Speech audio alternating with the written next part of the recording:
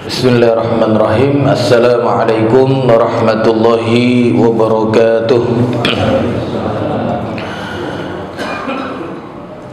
Innal hamdalillah nahmaduhu wa nasta'inuhu wa nastaghfiruh wa na'udzu billahi min shururi anfusina wa sayyiati a'malina. Man yahdihillahu fala mudhillalah wa man yudlil fala hadiyalah. Asyhadu an la ilaha illallah wahdahu la syarikalah wa asyhadu anna Muhammadan abduhu wa rasuluh. Allahumma fassalli wa sallim ala hadzal nabiyyil karim wa ala alihi wa ashabihi wa man da'a bi da'watihi wa man ittaba'a sunnatahu ila yaumiddin, amma ba'du. Jamaah salat subuh Masjid Al-Hidayah yang senantiasa dirahmati dan diberkahi hidupnya oleh Allah Subhanahu wa taala. Kita bersyukur kepada Allah masih diberikan kemudahan dan juga kesempatan beramal soleh. Mudah-mudahan semua amal soleh yang telah kita kerjakan maupun yang saat ini sedang kita jalankan, semoga semuanya diterima dan diridhoi oleh Allah Subhanahu wa taala. Amin ya rabbal alamin. Jamaah salat subuh yang dirahmati Allah, kita lanjutkan ya pembacaan kitab tafsir ayat-ayat ahkam yang insyaallah hari ini kita masuk ke bab yang ke-26 ya. Ini terkait dengan diantaranya terkait dengan mahram gitu ya. Dan yang bawa Quran bisa buka firman Allah dalam surat An-Nisa ya, ayat 19 sampai ayat 24. Jadi masih membahas tafsir ya surat An-Nisa yang ada kaitannya dengan hukum. Baik. Kemarin dua pertemuan yang lalu ya memang kita masih membahas surat An-Nisa, baik. Dan surat An-Nisa ini adalah salah satu surat yang paling banyak membicarakan tentang hukum yang terkait dengan perempuan. Jadi kenapa dinamakan surat An-Nisa? Di antara sebabnya disebutkan oleh para ulama, di dalam surat An-Nisa itu yang paling banyak membicarakan hukum tentang perempuan. Ya makanya perempuan harus harus bersyukur gitu ya. Al-Quran ya sampai menyebutkan surat khusus gitu, surat perempuan gitu ya. Kalau surat Ar-Rijal kan nggak ada, Pak ya, nggak ada surat Ar-Rijal. Surat laki-laki kan nggak ada, Pak ya. Nah, yang pertama ya, surat An-Nisa ayat 19, ya ayyuhalladzina amanu la yahillu lakum an tarithun nisaa karha ya. Wala ta'duluhunna litadhhabu bi ba'dhi ma ataitumuhunna illa an ya'tina bi fahishatin mubayyinah wa 'ashiruhunna bil ma'ruf fa in karihtumuhunna fa'asa an takrahu syai'an wa yaj'alallahu fihi khairan katsira. Nah, jadi kita bacain arti dulu secara global ya, ayat per ayat ya. Jadi ayat 19 kata Allah Subhanahu wa taala, ya ayyuhalladzina amanu, wahai orang-orang yang beriman, la yahillu lakum antarithun nisaa karha ya. Tidak halal, la yahillu lakum, tidak halal bagi kalian mempusakai wanita dengan jalan paksa gitu. Apa maksudnya mempusakai wanita dengan cara paksa? Wanita dijadikan warisan. Jadi bukan apa namanya, bukan memaksa untuk mewarisi, bukan. Dia dijadikan sebagai objek warisan gitu. Jadi dulu Bapak Ibu yang dirahmati Allah, di zaman jahiliyah itu ya, di antara sebab turun ayat ini memang disebutkan dulu orang-orang jahiliyah itu apabila seseorang atau seorang laki-laki meninggal dunia, maka para wali ya, maka para ahli warisnya, bukan para wali, para ahli warisnya yang berhak mewarisi istrinya, istri laki-laki yang meninggal tadi. Jadi berarti wanita jadi apa, Pak? Jadi objek warisan gitu. Jadi ahli waris mewarisi istri orang yang sudah meninggal. Gimana kira-kira, Pak? Mewarisi harta aja rebutan, Pak ya? Kalau diwarisi istri gimana? Rebutan nggak? Kalau masih muda rebutan, Pak ya. Kalau udah tua gimana? Kalau udah tua untuk kamu saja, katanya gitu ya. Ya. Jadi itu zaman dulu, Pak ya. Kalau suka maka ahli warisnya akan dikawininya sendiri, dikawininya. Jadi ahli waris berhak ngawini istri yang ditinggal oleh kerabatnya gitu ya. Dan kalau dia tidak suka, akan dikawinkan dengan laki-laki lain ya. Bahkan kalau ia mau, dia ya tidak akan dikawinkan untuk selamanya. Jadi kalau misalnya ahli warisnya mau, ya udahlah, jangan dikawinkan lagi dia, biarin dia hidup apa, Pak? Hidup sendiri gitu ya. Tegasnya apa? Para ahli warislah yang lebih berhak atas segala-galanya daripada keluarga perempuan itu sendiri. Jadi ahli waris yang paling berhak untuk segala-galanya dari wanita itu daripada keluarga dia sendiri gitu. Jadi keluarganya nggak punya apa, Pak? Nggak punya wewenang lagi lah begitu. Maka turunlah ayat ini, Pak. Ya, makanya wanita harus bersyukur, Pak ya. Kalau tidak turun ayat ini gimana, Pak? Kira-kira. Makanya kata Allah, ya ayyuhalladzina amanu, wahai orang-orang yang beriman, la yahillu lakum an tarithun nisaa karha. Ya, jangan atau tidak dihalalkan bagi kalian untuk menjadikan wanita itu sebagai ya objek warisan. Memaksa dia untuk menjadi objek warisan. Dia nggak berdaya lagi. Kalau wanita dalam Islam, masya Allah, Pak ya, meninggal suaminya, dia malah dapat warisan gitu. Bukan objek warisan, tapi dia malah dapat warisan gitu ya. Kalau suaminya punya anak, dia dapat berapa, Pak? Dapat enggak 1/8.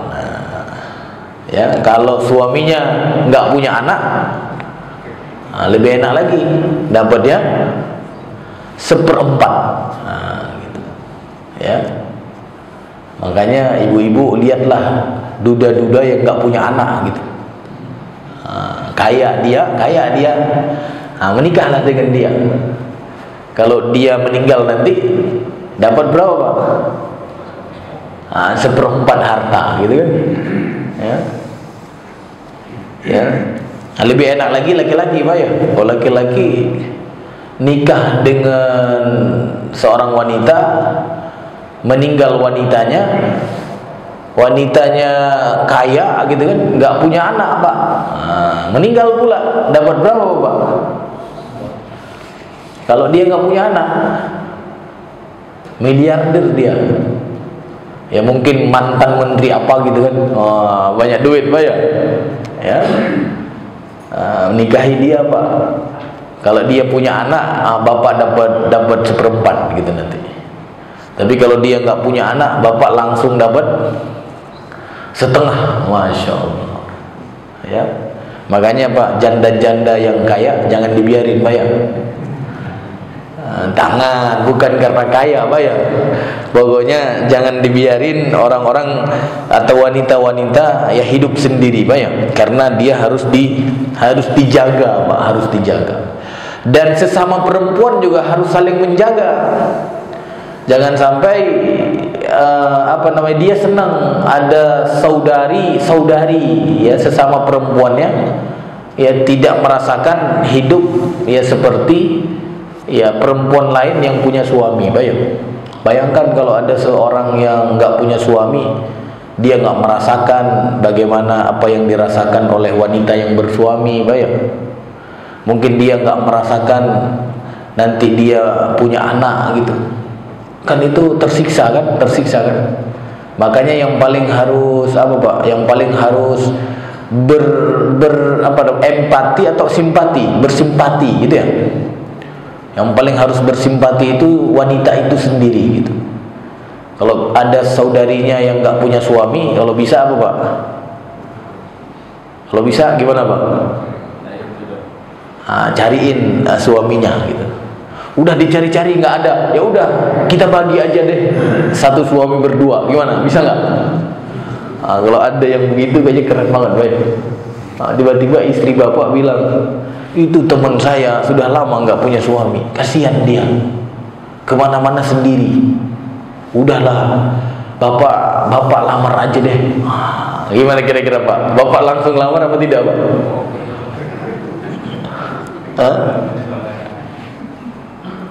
Tapi jarang, Pak, yang begitu, Pak ya. Jarang ya. Tapi kalau seharusnya Pak, ya memang begitu ya. Ya menyayangi menyayangi saudarinya. Nah, kalau dulu dia yang jadi objek warisan, Pak. Dia yang jadi objek warisan. Dia bukan dapat warisan, tapi objek warisan. Dan dia nggak punya kendali apapun lagi, atau keluarganya nggak punya kendali apapun lagi terhadap wanita itu. Ya Allah, ya. Bahkan tadi ahli warisnya kalau mau nikahin sendiri. Bahkan kalaupun statusnya mungkin sebagai ibunya.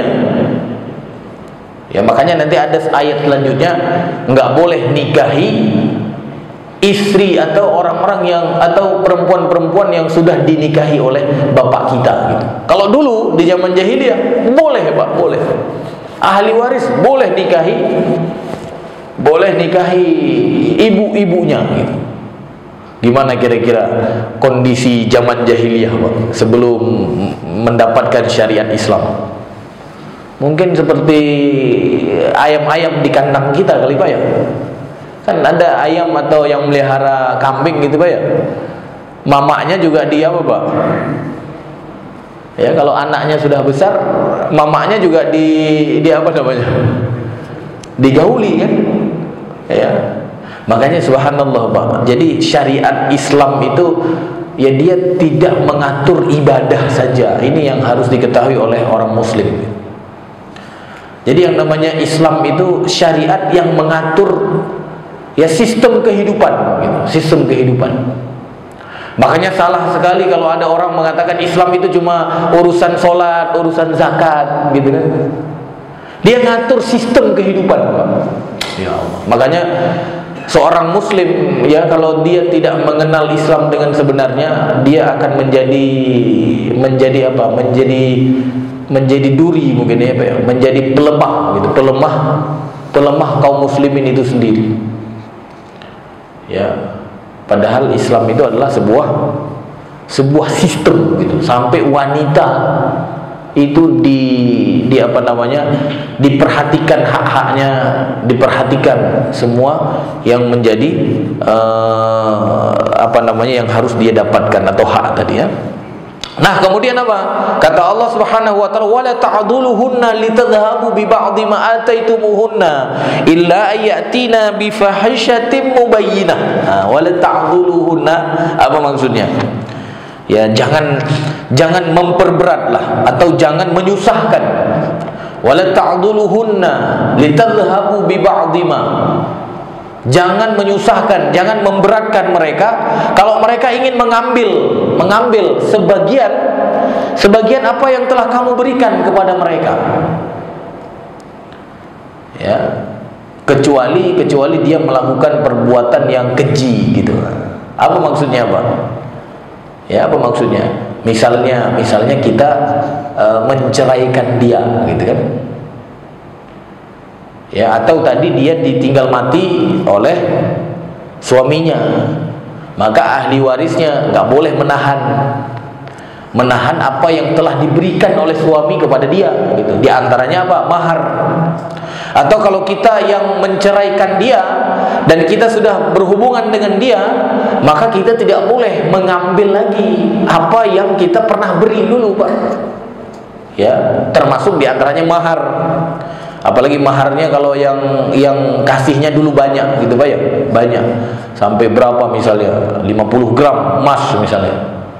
Kan 50 gram emas kalau kita cerai, mikir kan? Wah, kita minta balik aja lah, kata gitu ya. Maka kata Allah, jangan kamu menyusahkan dia, jangan kamu minta lagi, terutama kalau kamu sudah menggauli, ya, kamu sudah mencampuri. Tapi kalau seorang laki-laki atau seorang suami belum mencampuri, itu nanti beda hukumnya, Pak ya. Ada seseorang yang sudah menikahi seorang wanita tapi belum dicampuri, habis itu udahlah, nggak jadi kayaknya, kita batal aja, kuceraikan lagi saja kamu, gitu. Padahal maharnya sudah ditentukan. Nah, dulu kan kita sudah pernah bahas, bayang gimana mahar yang telah diberi sudah ditentukan, ya, oleh seorang suami yang menikahi seorang wanita tapi tidak jadi berlanjut, Pak, tidak boleh berlanjut dan belum digauli. Status maharnya gimana? Masih ingat nggak, Pak, dulu? Bisa diminta. Berapa dimintanya? Semua? Tergantung sana. Ya, menurut Al-Quran lah, jangan tergantung sana. Gimana, Pak? Kan bisa jadi anak kita nanti kan, anak kita dinikahi orang, tapi mudah-mudahan tidak, ya. Tapi terjadi kalau dalam Al-Quran, artinya kasus yang pernah terjadi kan, atau yang akan terjadi. Ya, seorang istri, seorang perempuan dinikahi dan sudah ditentukan maharnya, habis itu apa? Baru nikah sehari mungkin, atau seminggu atau sebulan, belum digauli. Kan ada cerita juga sekarang, ada suami atau seorang istri laporan, aku sudah lama dinikahi suamiku tapi dia gak pernah sentuh aku, katanya gitu. Ada kan? Pernah baca kan, banyak? Dia gak pernah sentuh aku. Tiba-tiba suami kemudian menceraikan. Maka mahar yang telah diberikan tadi gimana statusnya, Pak? Statusnya, ya, si perempuan itu cuma berhak dapat setengah, gitu. Setengah. Nah, setengah lagi apa, Pak? Dikembalikan kepada suaminya atau yang menikahinya, gitu. Atau kalau si istrinya mau ngasih semua, aku nggak mau setengah, pokoknya untuk kamu saja, kan kamu nggak jadi menggauli aku, kata gitu kan. Kamu nikah dengan aku cuma akad saja, tapi kamu belum apa namanya, belum istimta dengan aku, gitu. Istimta itu diantaranya menikmati aku, gitu kan. Belum menikmati aku. Berarti apa? Udahlah, buat kamu aja semua. Aku balikan semua mahar, kamu carilah laki-laki yang lain misalnya. Boleh nggak? Boleh juga, boleh. Tapi kalau si perempuan itu nggak rela, maka kita harus memberi setengah dari mahar yang telah kita tentukan. Nah, kalau sudah kita hubungi, kalau kita sudah gauli, ya nggak boleh, Pak, nggak boleh, ya. Kalau kita sudah gauli dia, maka kalau kita cerai harus jadi milik istri semuanya. Nggak boleh diminta lagi, bayang. Jadi jangan kau halang-halangi, ya, kecuali nanti ada ketentuan syariat, ada ketentuan lain. Misalnya apa? Bukan kita yang menceraikan, tapi apa, Pak? Dia yang minta, gitu. Dia yang minta. Kan ada juga wanita-wanita sekarang, Pak ya. udah berhubungan, sudah punya anak bahkan, habis itu minta cerai gitu, minta cerai. Nah, kalau dia yang minta, namanya dalam istilah syariat khulu namanya ya. Nah, kalau dia yang minta, maharnya gimana? Masih ingat pembahasan kita dulu Pak? Review sedikit. Tiba-tiba istri bapak nggak ada angin, nggak ada hujan, tiba-tiba apa? Ceraikan aku katanya gitu ya. Gimana Pak? Padahal dulu bapak sudah ngasih banyak kan? Ya Pak ya? Gimana kira-kira? Stres apa enggak Pak? Bapak tinggal bilang seperti yang dibilang oleh sahabat Nabi gitu kan. Kalau dia memang mau minta cerai dengan aku, syaratnya dia mau mengembalikan semua yang kuberikan. Bapak tinggal bilang begitu kan. Ya.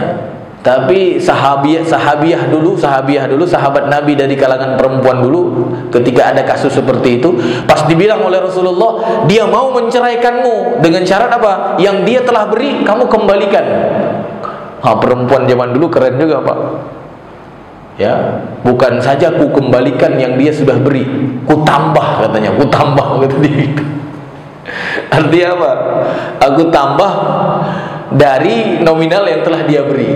Misalnya diberi 1 kebun, mungkin kubalikan dua kebun. Mungkin perempuannya sudah kesel banget, Pak ya, udah kesel banget. Nah itu beda. Kalau dia yang minta, maka boleh apa Pak? Boleh kita mengambil balik gitu, mengambil balik mahar atau pemberian yang telah kita berikan. Tapi kalau misalnya apa? Kalau misalnya kita yang memutuskan, artinya seorang suami tidak ada angin, tidak ada yang minta juga, kita yang memutuskan ya, dengan keinginan mengganti misalnya ya, maka kita harus memastikan tidak mengambil dan tidak menyusahkan apa yang bisa dia bawa dari apa yang kita beri. Nah, kemudian wa ashiruhunna bil ma'ruf, dan perlakukan istri-istri kalian itu dengan baik, dengan ma'ruf. Fa in karihtumuhunna fa asa an takrahu syai'a wa yaj'alallahu fihi khairan katsira. Ya. Jadi Bapak Ibu dirahmati Allah, kata Allah Subhanahu wa ta'ala, perlakukan, bergaulah dengan istri itu dengan baik. Makanya pada pembahasan kita dulu itu ya ada perintah apa? Kalau kamu menahan istrimu, artinya kamu tetap menjadikan dia sebagai istrimu, maka perlakukan dengan baik. Kalau kamu ingin melepas, lepas juga dengan baik gitu. Jangan sampai mempertahankan tidak baik, melepas juga nggak mau, gitu kan? Kan ada Pak ya gitu ya, menggauli dengan baik nggak mau, melepaskan juga nggak mau. Akhirnya siapa yang stres Pak? Ya istri kita, gitu, istri kita. Kita nggak mau melakukan kebaikan-kebaikan dengan dia, menggauli dia dengan baik, dan kita juga nggak mau melepaskan, gitu. Ya, nah ini perlu introspeksi bagi laki-laki tersebut, karena dia sedang bergaul dengan manusia yang punya perasaan, yang punya hak, gitu Pak ya. Makanya kata Allah Ta'ala, kalau kamu ingin mempertahankan, wa ashiruhunna bil ma'ruf, bergaulah dengan istri dengan baik, dengan baik. Maka ketika kita berhubungan dengan istri, menggauli istri dengan baik, maka selama itu kita dapat pahala Pak, dapat pahala. Pulang ke rumah misalnya kita apa Pak? Kita senyumlah sama istri Pak ya. Ya kita senyum gitu. Biasanya jarang senyum khusus gitu. Kita senyum gitu. Nah itu kalau niatnya untuk berbuat baik dengan istri, berarti dapat pahala nggak Pak? Dapat. Kadang-kadang kita, kalau saya ya kadang-kadang pengajian ibu-ibu, senyum dengan ibu-ibu yang lain lebih apa Pak? Gimana Pak? Kalau Bapak gimana? Kalau saya kan kadang-kadang sering pengajian ibu-ibu kan, kayaknya kayak tulus banget kalau senyum sama ibu-ibu di pengajian gitu kan? Itu beda pahalanya gitu, beda pahalanya. Yang dapat pahala banyak yang mana Pak? Yang di rumah. Walaupun di sini dapat pahala juga kalau niatnya benar, tapi kalau niat senyum ibu-ibu yang di luar karena apa Pak? Karena macam-macam gitu ya, apalagi ibunya yang punya suami gitu. Nah, itu bukan pahala Pak, itu dosa. Tapi kalau senyum ibu-ibu yang apa statusnya tadi nggak punya suami gitu, itu berarti ada isyarat, Makanya ibu-ibu yang disenyumi oleh bapak-bapak, kalau statusnya apa namanya open, ibu-ibu harus apa Pak? Harus apa namanya itu? Makanya bapak-bapak muslim itu tidak boleh umbar isyarat dengan sembarangan, baik. Hati-hati Pak. Karena kalau kita senyumin apa namanya tadi, ibu-ibu yang nggak punya suami, itu bisa macam-macam tafsirnya itu. Ya. Tapi kalau ibu-ibu yang punya suami, dia langsung paham, wah ini error ini. Dia udah tahu saya punya suami, haram hukumnya. Dia apa namanya melamarku baik dengan sindiran maupun dengan terang-terangan. Makanya ibu-ibu, bapak-bapak dengan yang punya suami jangan terlalu apa Pak? Jangan terlalu terbuka lah begitu Pak ya. Tapi kalau yang nggak punya suami bolehlah Pak, boleh Pak. Apalagi niatnya memang ingin melindungi gitu ya. Tapi kalau nggak ada niat ingin melindungi jangan Pak ya. Nanti dibilang TP namanya ya, tebar pesona namanya. Kasihan ibu-ibunya gitu ya. Ya. Baik, ibu-ibu, bapak-bapak yang Allah muliakan, kalian diperintahkan wa ashiruhunna bil ma'ruf. Kalau kalian temukan fa in karihtumuhunna, kalau kalian temukan di dalam muamalah dengan istri itu sesuatu yang kamu tidak suka gitu, kamu tidak suka. Kan kadang-kadang kita ketika dengan istri itu ada yang kita nggak suka, apa ya? Maka kata Allah, fa'asa an takrahu syai'a wa yaj'alallahu fihi khairan katsiran. Jadi apa kata Allah Subhanahu wa taala ketika kita temukan yang kita tidak suka, ya, bila kamu tidak menyukai mereka, maka bersabarlah, karena mungkin kamu tidak menyukai sesuatu padanya, padahal Allah menjadikan padanya kebaikan yang banyak gitu. Jadi jangan apa namanya, jangan harapkan kebaikan saja gitu, yang menyenangkan saja. Kadang-kadang kita pasti temukan Pak pada istri kita, karena istri kita manusia kan, yang namanya manusia makanul khotok wan nisyan, tempat salah dan lupa. Maka kalau kamu nemukan yang kamu nggak suka darinya, bersabar Pak, bersabar. Diam aja itu lebih mantap Pak. Nanti pas Bapak butuh, Bapak jadi baik sendiri gitu ya. Pengalaman saya begitu Pak ya. Benar nggak Pak? Ya, karena udah butuh nyari kemana? Kalau punya 3 enak apa ya? Tinggal pindah rumah kan gitu kan. Kalau cuma 1 gimana Pak? Masa mau cari pohon pisang kan nggak mungkin Pak ya. Makanya sabar Pak. Kalau kamu atau kita temukan sesuatu yang nggak kita sukai dari istri kita, sabar saja, sabar. Karena kata Allah Pak, mungkin kamu tidak menyukai sesuatu padanya, padahal Allah menjadikan kebaikan yang banyak gitu. Ya. Jadi ini ayat ya hubungan suami istri lah Pak ya. Masya Allah, luar biasa Pak ya. Islam membicarakan sampai hubungan suami istri gitu. Al-Quran. Tapi banyak hari ini yang meninggalkan Al-Quran Pak ya, mengambil yang lainnya. Baik, kita lihat ayat selanjutnya. Nah, ini masih juga hubungan suami istri. Wa in aradtum istibdala zawjin makana zawj, ya, wa ataitum ihdahunna qintara. Nah, ini tadi kita sudah simpulkan sedikit sebenarnya. Jika kalian itu ingin mengganti istri, Masya Allah, mengganti istri juga dijelaskan ya. Ceng player namanya Pak ya.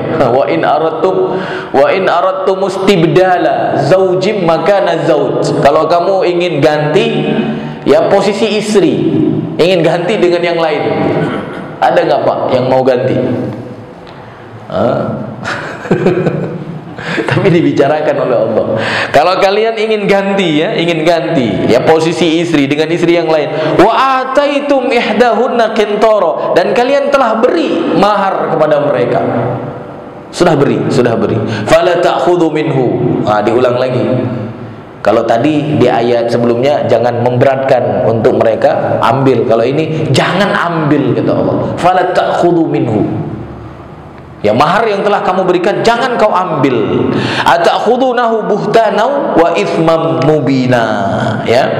Kata Allah Subhanahu wa taala, dan jika kamu ingin mengganti istrimu dengan istri yang lain, sedang kamu telah memberikan kepada seseorang di antara mereka harta yang banyak gitu. Kamu sudah beri harta yang banyak, maka janganlah kamu mengambil kembali daripada istri, maksudnya barang sedikit pun. Nggak boleh ngambil lagi, Pak. Ya, terutama kalau sudah apa tadi, Pak? Sudah bergaul gitu, sudah bergaul.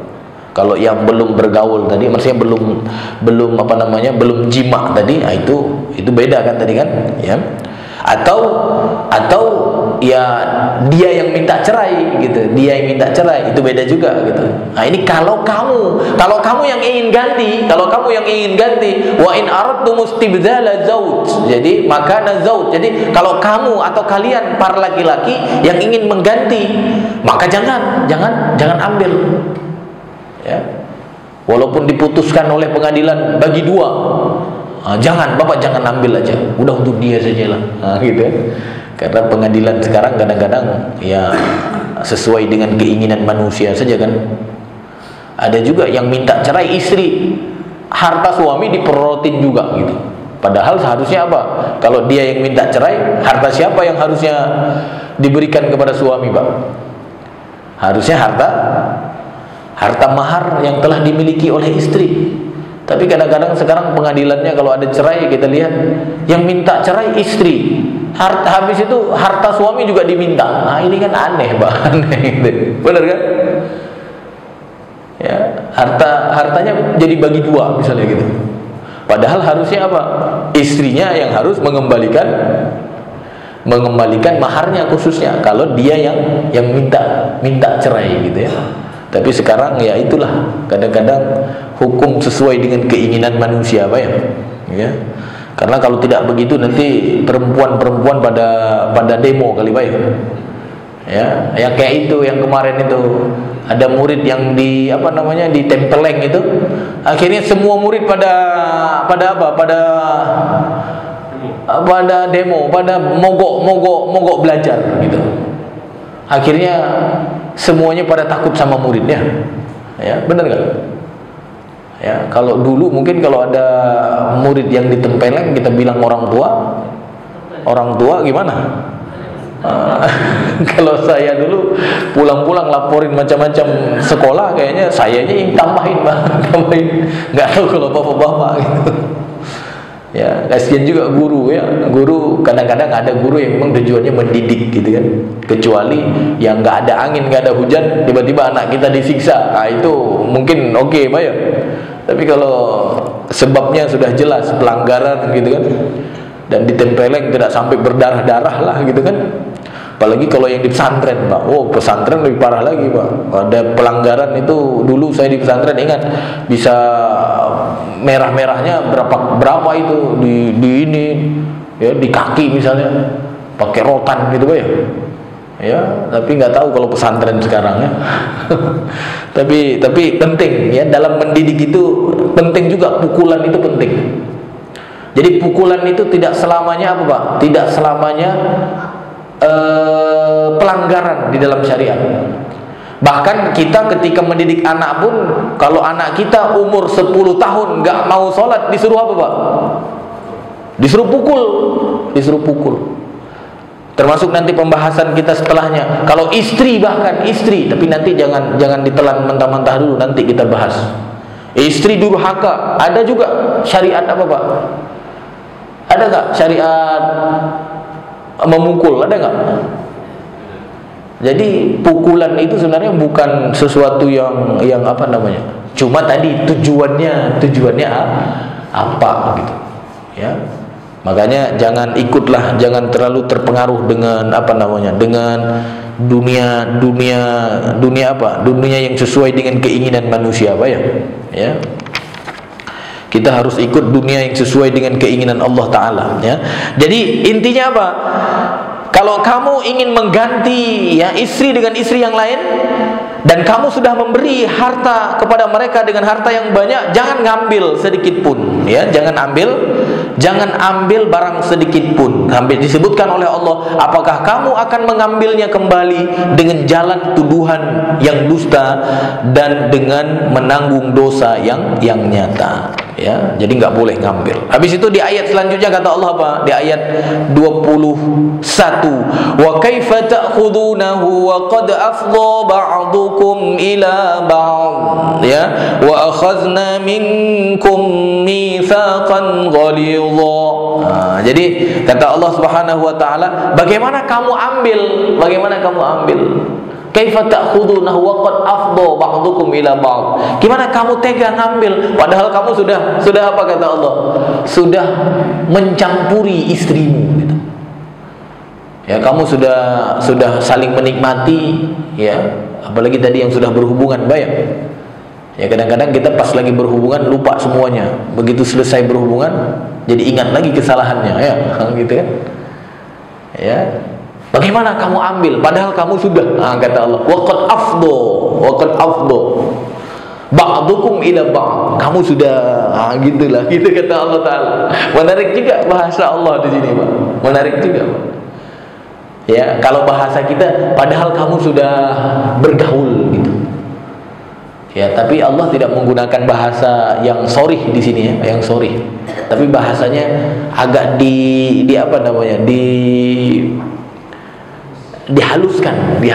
Makanya penting kalau ada hal-hal yang tabu gitu, itu bahasanya dihaluskan, itu penting, Pak. Ya. Jadi kalimat waqad afdha itu bahasa halus, padahal maksud Allah itu apa? Maksud Allah itu tadi jima gitu, jima. Ya. Cuma kalau yang kejahatan jangan ditabuin, jangan dihalusin, Pak. Nanti pelaku kejahatan senang gitu.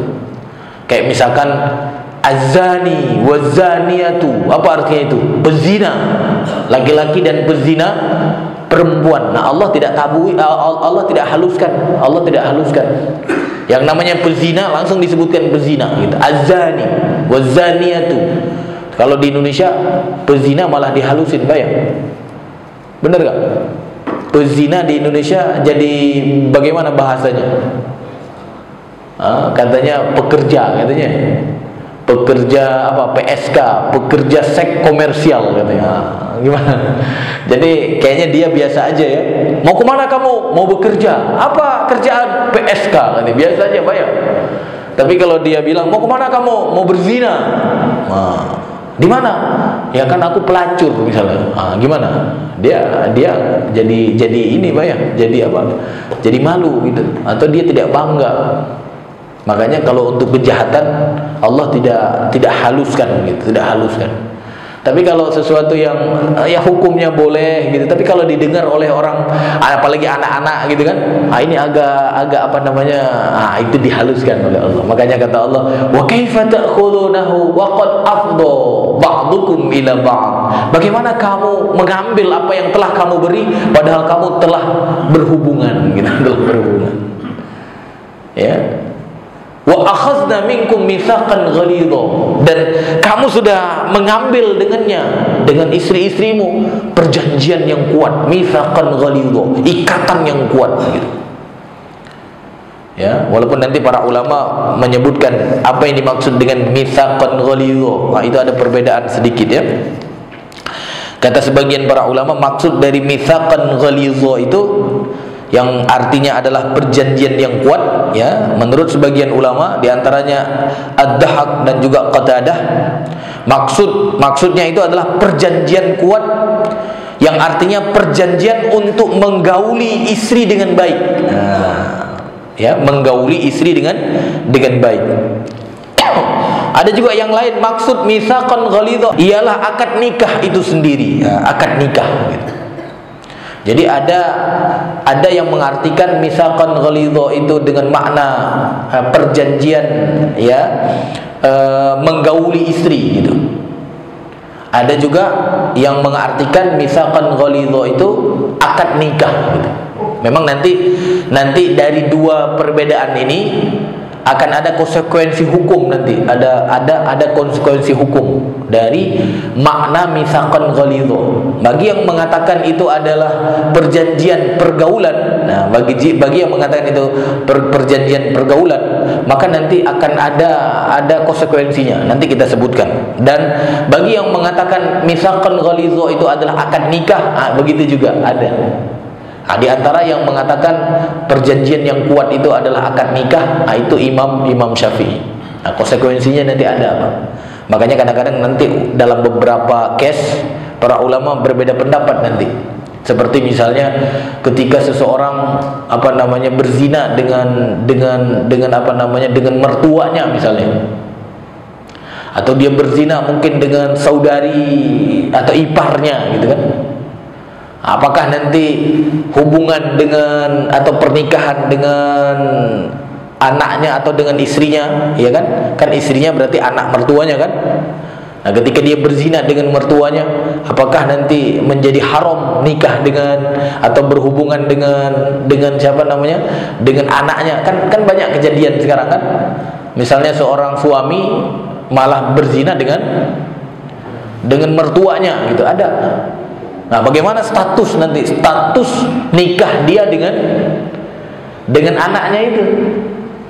Apakah tetap boleh berhubungan atau menjadi haram berhubungan dengan anaknya karena dia sudah berzina dengan ibu mertuanya misalnya? Nah, itu nanti kembali dari pengertian mitsaqan ghalidha.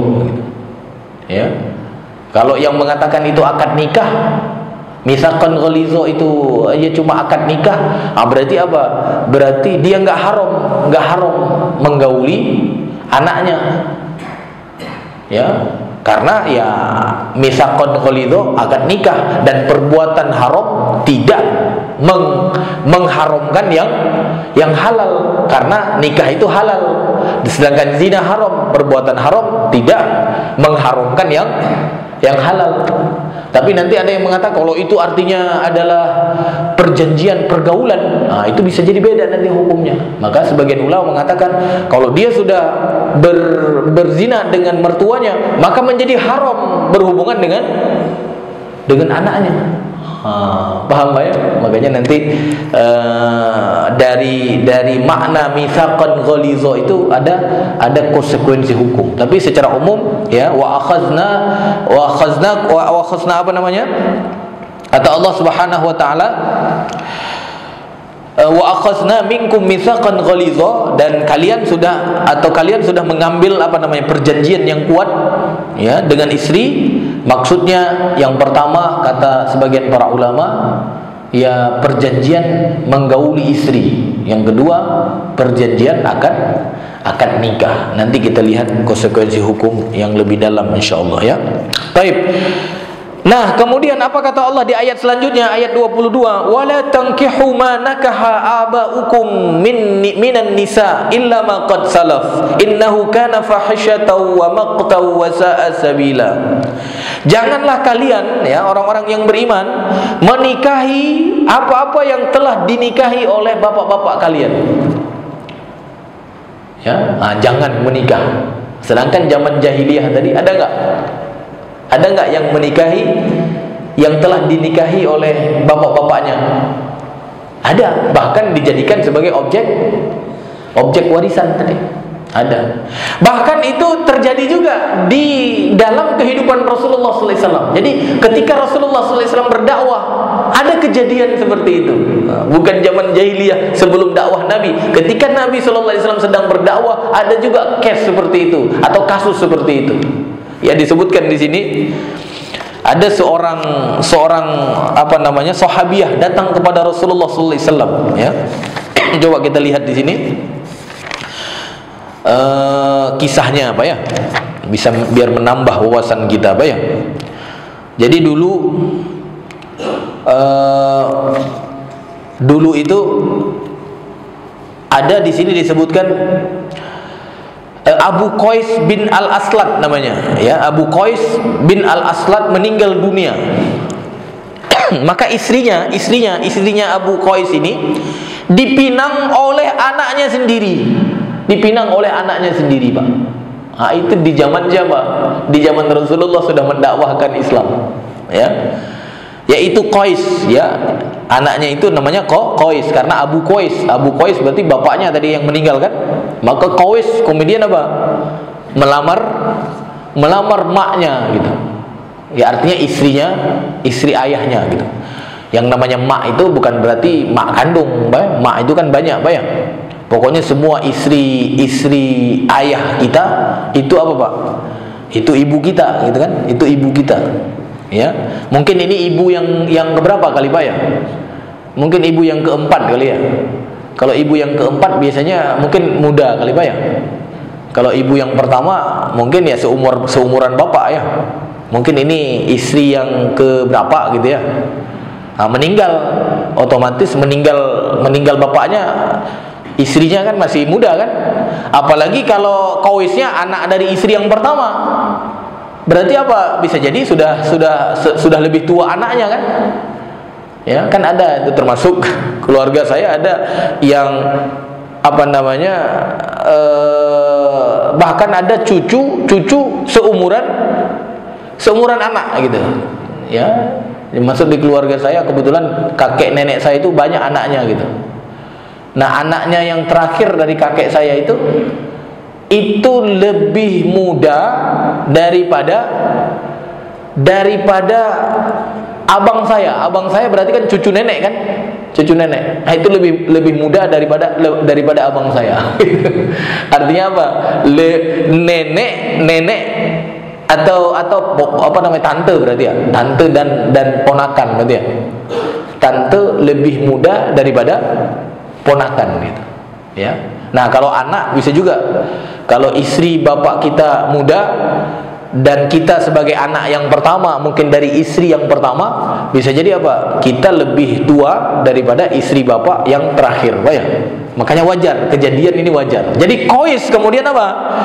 Qais itu meminang ibunya.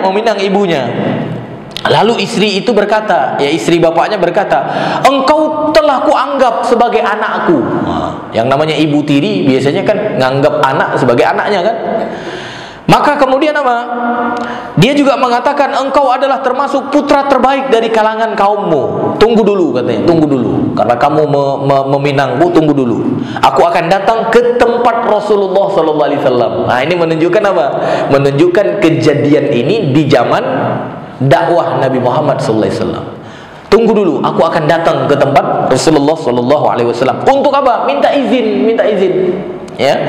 Lalu ia datang ke tempat Rasulullah SAW minta izin, seraya berkata, telah kuanggap dia itu sebagai anak. Ya, maka bagaimanakah pendapatmu wahai Rasulullah? Maka Rasulullah SAW mengatakan, kembalilah ke rumahmu. Belum ada jawaban ketika itu, belum turun ayatnya. Rasulullah nggak ngarang juga kan, karena ini sistem kehidupan ini, sistem kehidupan. Makanya jangan macam-macam dengan sistem kehidupan, Pak. Orang sekarang gampang buat sistem kehidupannya, ngambil sana, ngambil sini, gitu ya. Ya, Rasulullah belum turun ya, ayatnya. Tunggu dulu, kembalilah. Maka turunlah beberapa saat kemudian apa? Firman Allah Subhanahu wa taala dalam surat An-Nisa ayat 22 yang sempat kita bacakan tadi. Wala tankihu ma nakaha abaukum illa ma qad salaf. Jangan kalian orang-orang yang telah beriman menikahi yang telah dinikahi oleh bapak-bapak kalian. Jangan gitu. Berarti Qais yang suka sama ibunya tadi jadi boleh nggak? Nggak boleh gitu. Ya. Itu sistem kehidupan, Pak. Ya. Makanya kata Allah, innahu kana fahishatan wa maqta wa sa'a sabila. Karena kalau seseorang menikahi apa yang telah dinikahi oleh bapaknya, itu adalah sebuah perbuatan yang apa? Yang disebut oleh Allah fahisyah. Fahisyah itu apa artinya, Pak? Fahisyah itu ya keji, Pak, ya. Keji. Ya, apa kalau kita lihat artinya bahasa Indonesia, apa? innahu kana fahisyah, ya, fahisyah. Sesungguhnya perbuatan itu amat keji. Jadi fahisyah itu amat keji. Wa makta itu apa? Dibenci siapa? Dibenci Allah. Wa sa'a sabila, dan seburuk-buruk jalan yang ditempuh. Jadi menikahi yang telah dinikahi oleh bapak berarti ada tiga ancaman gitu. Yang pertama itu perbuatan yang sangat keji, yang kedua itu dibenci oleh Allah, dan itu seburuk-buruk apa? Seburuk-buruk apa namanya ini tadi? Ya, sa'asabila, seburuk-buruk jalan lah, begitu ya. Makanya kalau kita lihat pendapat Imam Ar-Razi, ya, ketika beliau memaknai tiga kalimat itu, beliau katakan kadang-kadang keburukan itu ada yang buruk menurut akal namanya. Nah, ada yang selain buruk menurut akal, buruk juga menurut agama, ya, dan juga buruk menurut apa? Buruk menurut tradisi, ya, buruk menurut tradisi. Nah, ketika Allah Subhanahu wa taala menyebutkan yang namanya menikahi bapak atau istri-istri bapak tadi dengan tiga kalimat buruk tadi, ya, yang pertama fahisyah, yang kedua makta, yang ketiga apa tadi? Sa'asabila, menunjukkan apa? Perbuatan buruk ini dilihat dari segi akal itu nggak diterima. Ya, nggak diterima kan? Kalau ada seorang anak nikahi mantan bapaknya gitu, kan akal kita kan pasti menolak kan? Kecuali akal hewan kali ya. Akal hewan mungkin iya gitu. Kalau akal kita pasti nolak, pasti anggap itu perbuatan buruk. Nah, habis itu dilihat dari segi agama, ya agama melihat itu nggak benar lah pasti. Makanya disebutkan makta, buruk menurut agama, kata Imam Ar-Razi. Dan yang ketiga apa? Sa'asabila, itu buruk menurut apa? Buruk menurut tradisi gitu. Buruk menurut tradisi. Karena ada keburukan menurut tradisi buruk. Jadi yang namanya menikahi apa yang telah dinikahi oleh bapak-bapak kita, itu tiga kandungannya. Buruk menurut akal, buruk menurut agama, dan buruk menurut tradisi gitu. Kalau sudah terkumpul tiga keburukan ini, sudah pasti nggak bisa diterima. Tapi kadang-kadang ada yang buruk menurut apa? Mungkin sekarang buruk menurut akal, tapi nggak buruk menurut agama. Kan ada apa ya? Menurut akal manusia ini buruk, tapi menurut agama kita, agama Islam, nggak buruk kan gitu kan? Ada juga mungkin buruk menurut tradisi, tapi nggak buruk menurut agama. Tapi ada juga yang mengatakan buruk menurut agama, tapi tidak buruk menurut akal dan tradisi. Kan ada kan sekarang tradisi dianggap baik oleh manusia. Ada kegiatan-kegiatan dianggap baik oleh akal manusia, tapi dari segi agama itu buruk. Kan ada banyak. Makanya kalau sudah terkumpul tiga-tiganya, buruk menurut akal, buruk menurut agama, buruk menurut tradisi, berarti apa? Ini sesuatu yang harus dijauhi lah, yang harus dijauhi. Ya, makanya kata Allah, innahu kana fahisyatan, ya, wa maqtau wa sa'a sabila. Ya, makanya ini menarik juga apa yang ditafsirkan oleh Imam Ar-Razi, bayang. Baik, sudah terang, bayang. Masya Allah, sudah waktu sholat nih Pak. Ada makan kita hari ini Pak? Ada ya, berarti sudah cukup Pak. Kalau sudah hadir makanan katanya makan dulu kan. Orang benar kan dia. Orang mau sholat aja kalau udah makan dulu ya. Apalagi pengajian, Pak ya. Masya Allah. Dan waktunya juga sudah belum ya. Ini 1 menit menuju syuruk ya, taib.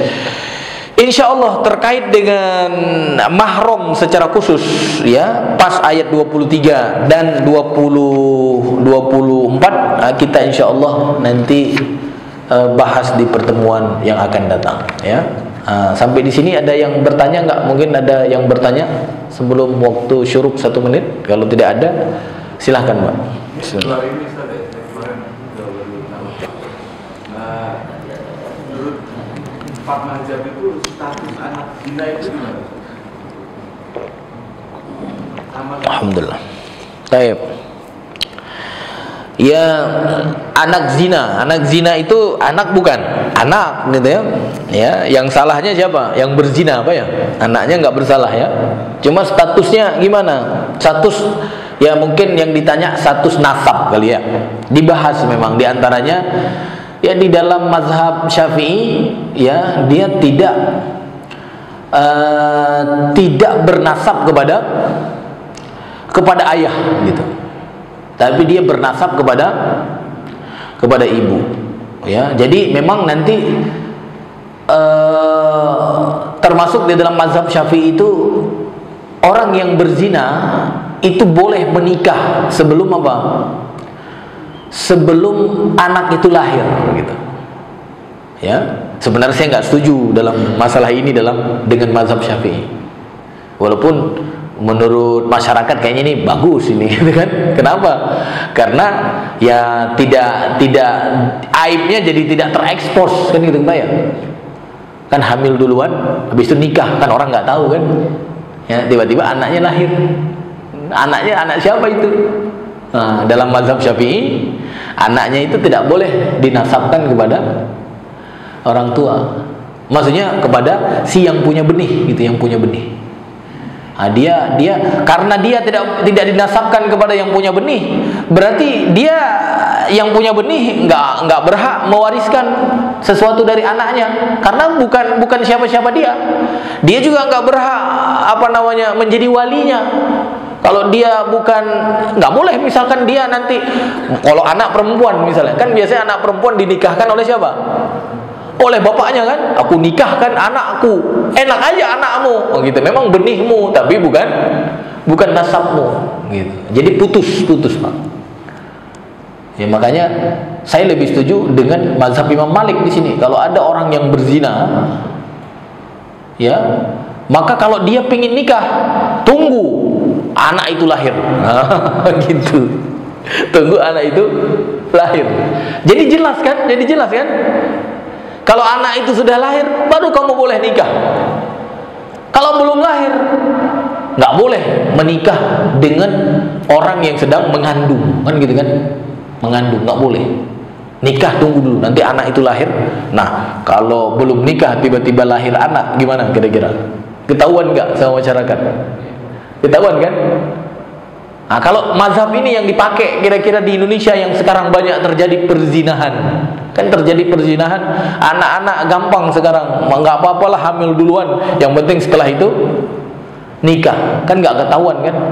Apalagi yang pacaran, makanya anak-anak bapak hati-hati Pak. Kalau dalam mazhab Imam Malik diantaranya disebutkan, kalau orang menikah dalam keadaan hamil tidak sah nikahnya, Berarti kalau tidak sah nikahnya, hubungan dia setelah itu gimana Pak? Nikah tidak sah. Berarti hubungan dia atau putri kita dengan suaminya gimana? Kumpul apa namanya itu? Kumpul sapi ya, Ya. Makanya saya termasuk yang menguatkan pendapat Imam Malik di sini. Untuk apa? Biar orang tidak main-main Pak. Sekarang banyak orang ya nggak apa-apalah hamil duluan gitu.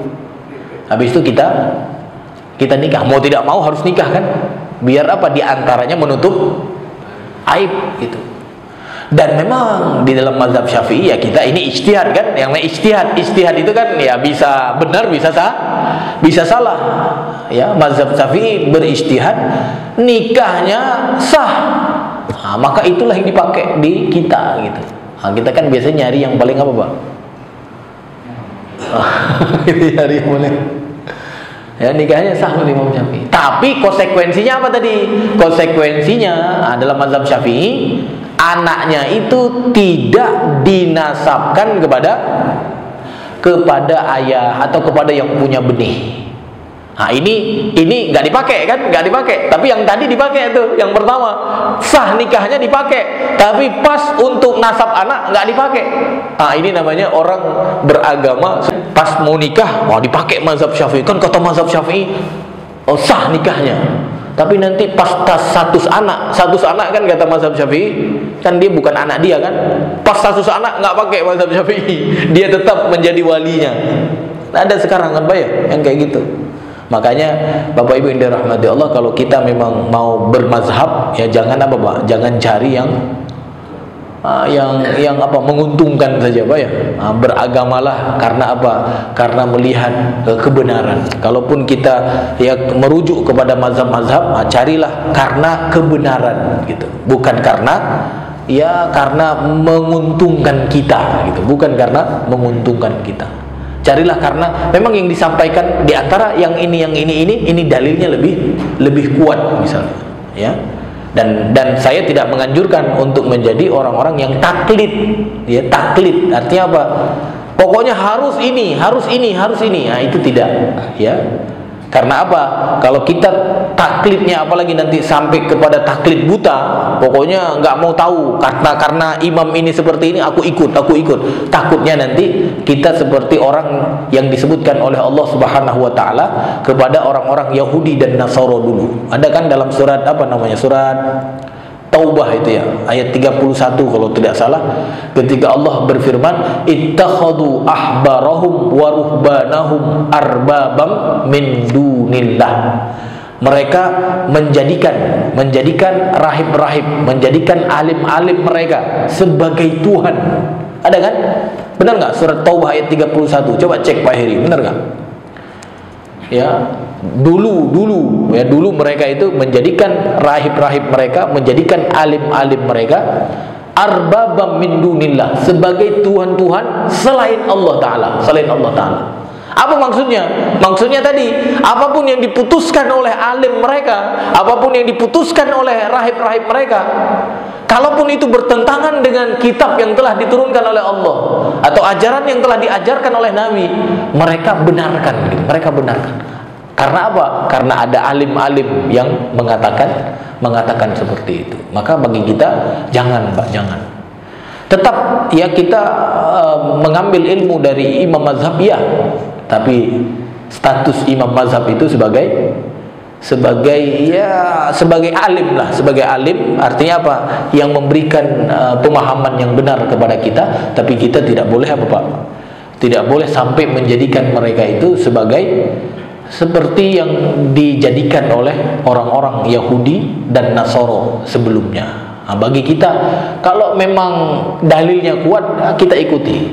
Tapi kalau ternyata, apalagi sekarang sudah ada ilmu perbandingan mazhab gitu kan, nah kemudian kita temukan ada dalil yang lebih kuat, dan itu sudah dijelaskan oleh para ulama, kenapa lebih kuat? Karena ini, maka tidak perlu mempertahankan, tadi karena kita ini kan mazhabnya Syafi'i, jadi mau tidak mau harus Syafi'i. Nah, ini tidak, Pak. Takutnya seperti orang-orang Yahudi dan Nasara dulu yang dikatakan oleh Allah, mereka menjadikan alim-alim mereka dan rahib-rahib mereka sebagai Tuhan selain Allah. Benar ya? Surat Taubah ayat 31. Baik, Bapak Ibu dirahmati Allah, itu yang diantara penjelasan yang bisa saya sampaikan terkait dengan pertanyaan terakhir. Mudah-mudahan menjadi ilmu yang bermanfaat. Dan insya Allah kita lanjutkan pada pertemuan yang akan datang, surat An-Nisa ayat 23 dan 24. Nah, ini nanti khusus membicarakan tentang mahram, siapa saja mahram kita, apa yang menyebabkan seseorang menjadi mahram. Nah, nanti kita jelaskan. Mungkin ini yang kita dapat sampaikan. Kita tutup dengan doa kafaratul majlis. Subhanakallahumma wa bihamdika asyhadu an la ilaha illa anta astaghfiruka wa atubu ilaik. Wassalamualaikum warahmatullahi wabarakatuh.